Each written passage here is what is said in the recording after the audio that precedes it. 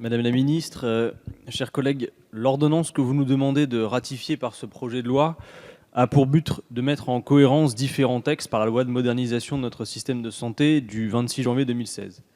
Cette loi présente des points positifs qu'il convient de saluer, comme par exemple la réintroduction effectivement de la notion de service public hospitalier. Néanmoins, nous déplorons qu'une disposition essentielle et de bon sens de cette loi a été supprimée entre sa version initiale et celle que nous devons mettre en cohérence.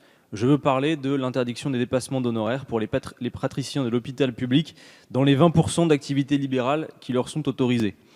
C'est en effet l'objet de l'alinéa 16 de l'article 1er de ce projet qui entraîne une dérogation de l'interdiction du dépassement d'honoraires.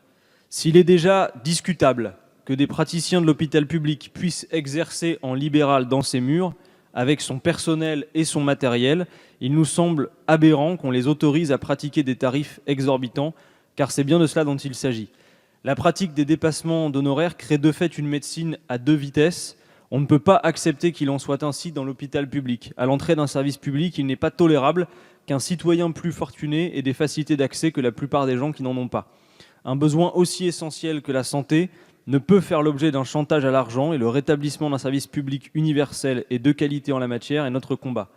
En attendant, nous voulons manifester notre désaccord avec le tapis rouge qui est déroulé par cette dérogation à des praticiens adeptes de l'activité libérale qui ne représentent en réalité qu'une minorité de leurs confrères de l'hôpital public.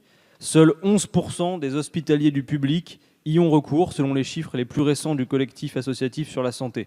Alors pourquoi cette dérogation, si ce n'est pour cautionner une dérive qui contribue à saper l'égalité d'accès à la santé à une heure où 3 Français sur 10 renoncent aux soins pour des raisons monétaires? Cela n'est pas digne et pas responsable. Merci. Merci, Monsieur Quatennens.